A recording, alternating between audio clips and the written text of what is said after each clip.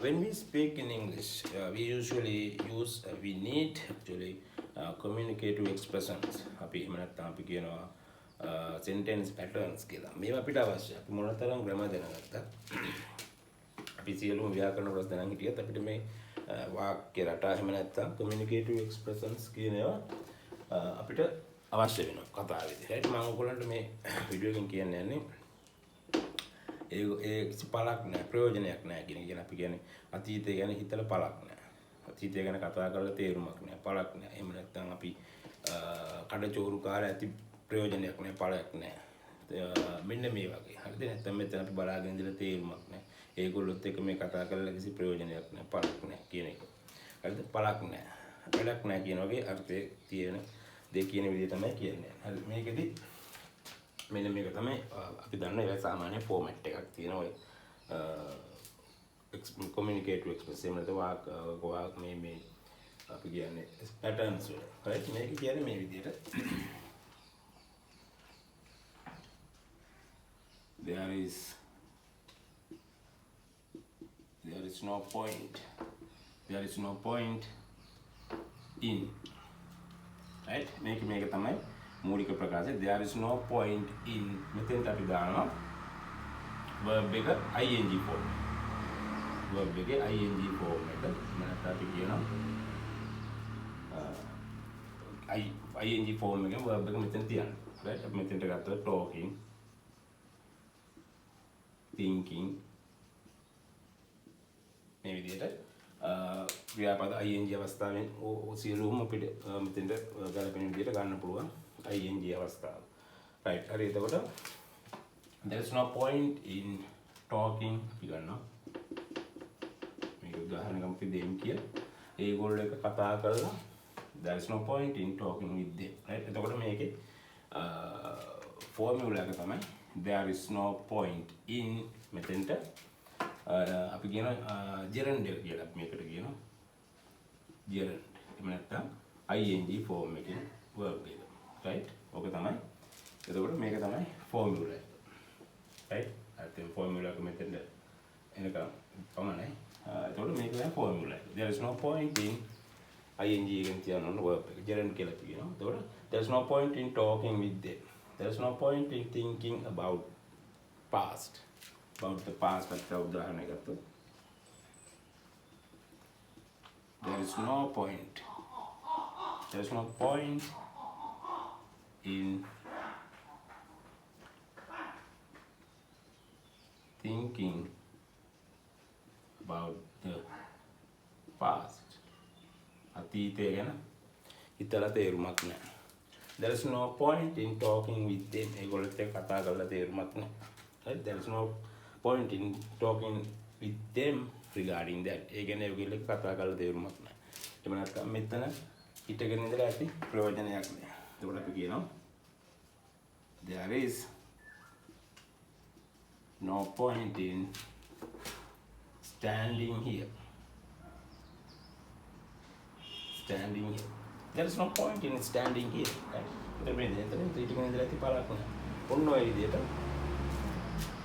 තමයි අපි පළක් නැහැ ප්‍රයෝජනයක් නැහැ කියලා ඔකේ ටීම් එක කියන ලොකු උදාහරණ ප්‍රමාණයක් ගන්න නැතුව. එතකොට ඇත්තටම මෙතන අපිට there was පාවිච්චි කරන්නත් පුළුවන්. මට ඒක ඔලුව එකක් මතක තියාගන්න. there was no point in කියන්නේ අපි ඒකට අතීත කාලෙන් එක ප්‍රයෝජනයක් උනේ නැහැ ඒගොල්ලොත් එක්ක කතා කරලා. there was no point in talking with them. හරිද?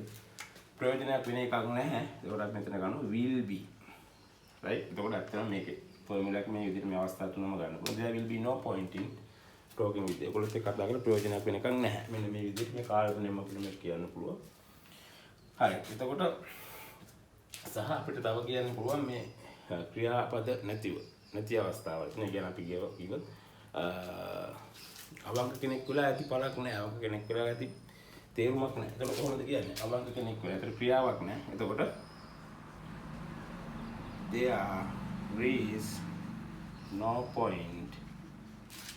there is no point in මෙතන විශේෂ කොටසක් වෙනවා being.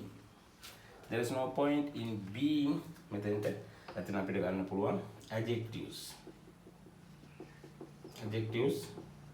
ඕන තරමක් දාන්න පුළුවන්. adjectives or nouns දාන්නත් පුළුවන්. nouns. ඒ වගේම තමයි අපිට prepositional phrases කියලා අපි දාන්නවා තියෙනවා. prepositional phrases. prepositional phrases. හරි. එතකොට මම උදාහරණයක් ගන්න කියන්න. එතකොට ගත්තොත් මේ විදිහට adjective එකක් කරන් කිව්වොත් there is no point in there's no point in being adjective එකක් ගන්න honest